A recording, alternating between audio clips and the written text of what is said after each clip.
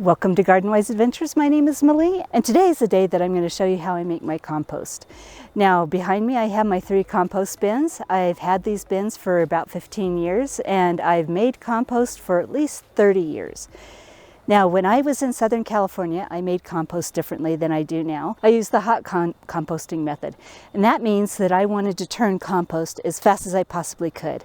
So I utilized a chipper shredder, I brought in manure, I turned it quite often and kept it quite moist. But since I moved to Utah, and I have actually been working full-time for most of the time that I've lived here, I've wanted to have compost be as hands-off as absolutely possible. So I only mess with my compost 1 time a year. Well, actually I take that back. Lately I've been doing it 2 times a year. The first one is in fall, where I build my compost piles. I take apart the old ones, use the compost that has been created, and then build new compost piles. And the second time is in the late spring, when everything has composted down enough that I can consolidate the piles. So I make room in one of the bins for all of my yard waste. So let me show you what they look like right now, and then show you how I build my compost. So we have a lot of raw materials right here. This is a pile of yard waste and garden waste that I have.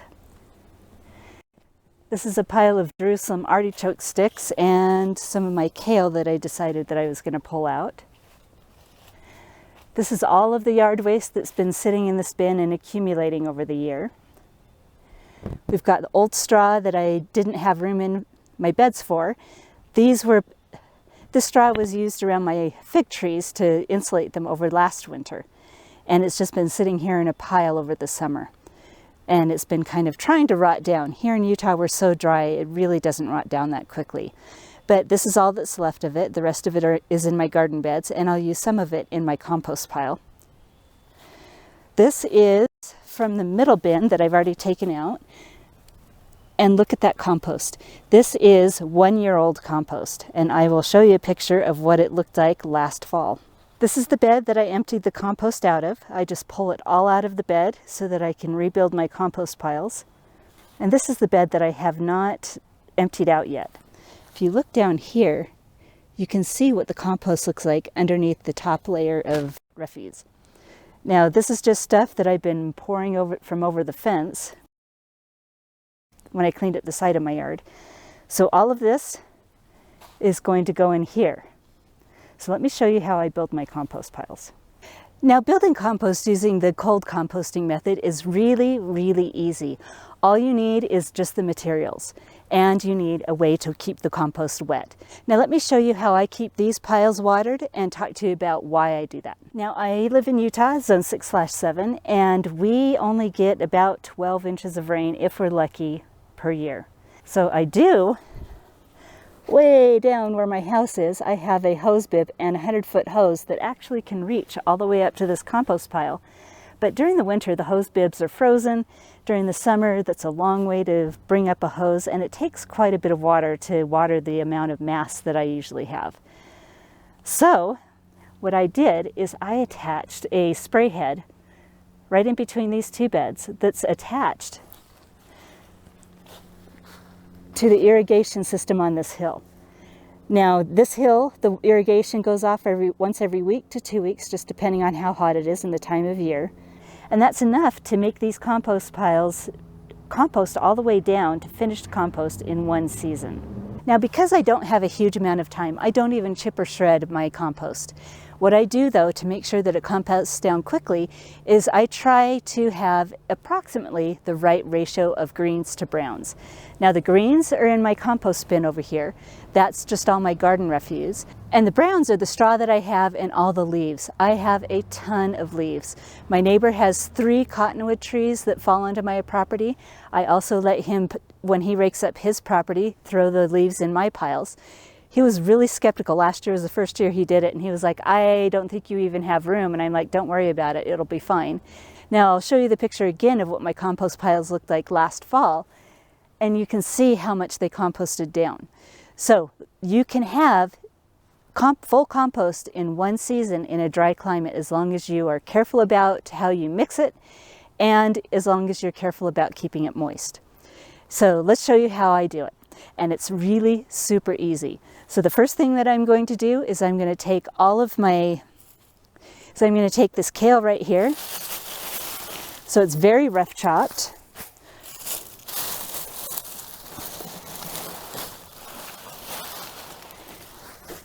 Throw that in there. And then these are for my Jerusalem artichokes. Now I like to keep stuff like this near the bottom. It does compost all the way down, but it keeps enough air circulating through, and because it's rough and it's a little tougher, it composts a little bit slower. It does allow air circulation through the bottom of the pile, which helps it compost faster. And because it's at the bottom and under everything, it actually does compost these all the way down before the end of the year. So I'm going to throw half of these in here, and half of them are going to go in the other one. So I have half of the stalks of the Jerusalem artichoke in here.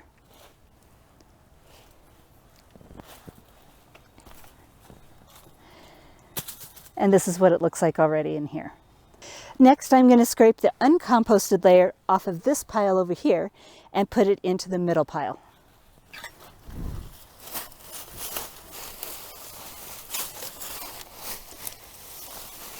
Okay, so now we have that side cleaned out. Threw it in here. There's a lot of leaves, there's some green waste, there's a Jerusalem artichoke stalks, all in here. And then underneath all of that green waste, this is what the compost looks like. That's a lot of compost. Now's the time that I need to inoculate my compost pile. Now, most people, when they hear inoculate a pile, they think that you need to go out to the store and buy a compost inoculant. Well, that's a fallacy. Anything that has bacteria in it. You can use old compost, which is what I'm going to use. You could use regular topsoil, where you could just scoop some topsoil off the ground, throw it into the compost pile. Or you can use nitrogen fertilizer. One of the things that I like to use if I don't have enough compost is I'll throw in some blood meal through each layer. And it takes a very small amount. Let me show you how much of the old compost I'm going to throw over the top and show you how little you can use to inoculate your pile.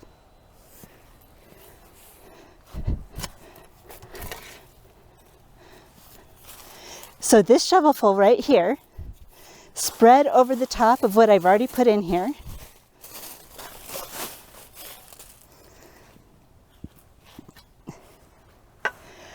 That's all I'm going to use for that layer. Let me show you what it looks like. Now the trick is to build your compost pile layer by layer. Mine is always quite mixed. I do have a mix of greens and browns all together that I put in between the layers.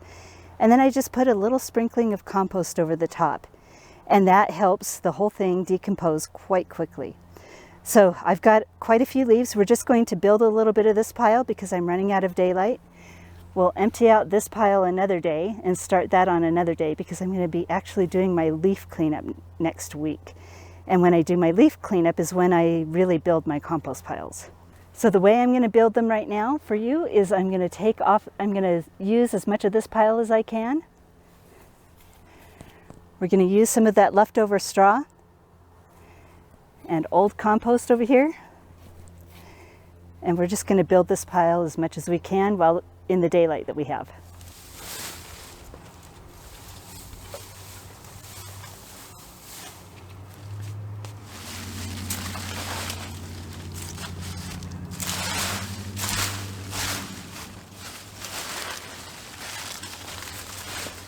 So there's an armful of straw, quite a few leaves from off the ground, just right around where I'm standing. Now let's put the green waste over it.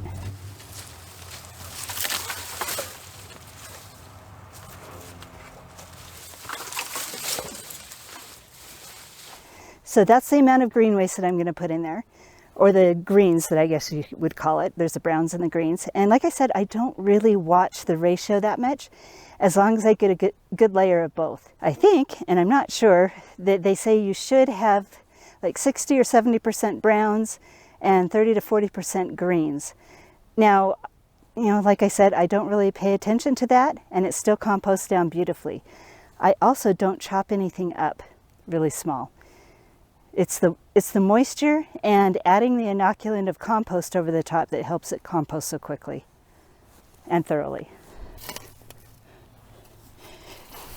Now we're going to sprinkle some more compost over the top.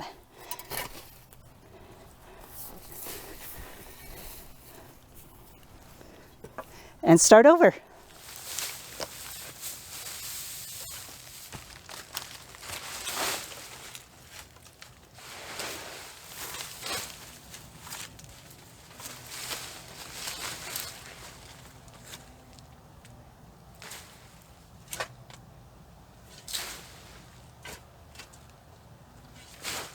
Now, a lot of people may look at this and say this compost bin is full. It's as full as I'm going to make it today because I have run out of time. But I did use all of the green waste right there. So what we have left is all the greens in here. Now, I have a ton of leaves. Like I said, this will be full to the top of the fence by the time I'm done. You're not going to be able to distinguish between each pile. But by the time next spring comes, it's going to be composted down enough that I'll be able to expose my little sprinkler head. That's how fast it composts down. And then we get this beautiful product. Now, in my opinion, compost is essential to gardening. It adds organic matter to the soil, it adds nutrients, it adds wonderful bacteria, but it's not completely enough to give your plants all the nutrients they need. Compost does contain all the nutrients your garden needs, but it contains them in a form that your plants cannot utilize yet. The bacteria and the fungi in the soil need to break it down further, so it's in a usable form. So compost that I put on the bed this fall, there might be some of the nutrients available next spring, depending on how much the soil bacteria break it down into the form that it can be used. So don't plan on just using compost, especially the first season, to fertilize your beds. Another thing you need to do is test your beds. Once you've been adding compost for a couple of years, test your beds and see what nutrients might be needed. Now, nitrogen is one that you will probably always need to add separately because nitrogen breaks down quite easily. It volatilizes, which means it breaks down, turns into a gas and escapes into the air, and also water leaches it down through the ground. And that's besides the amount of nitrogen that the plants use. So nitrogen is usually in short supply even if you use a lot of compost. So I always like to use blood meal. I'll put blood meal in my beds after I've tested them to make sure I actually need nitrogen, which here in Utah we usually end up needing nitrogen. Now, the things that I don't need in my beds, because the compost seems to supply enough of, is potassium and phosphorus. But I still do test my soil just to make sure. Now, the other thing I almost forgot to talk about is I'd never add manures in my compost. I don't add manure to my compost because it adds extra phosphorus and potassium, which my beds always test high in, and I don't want to add that to my soil. Another thing that it adds is extra salts, and our soils here in Utah are always a little extra saline. So I would love to hear how you use compost, if you use the hot composting method or the cold composting method, and what materials you like to use best in your compost. So that is it. That's how I build my compost piles. Hopefully this video has been helpful for you. If it has been helpful, I hope you like, subscribe, share it with your friends, and go have a wonderful garden adventure.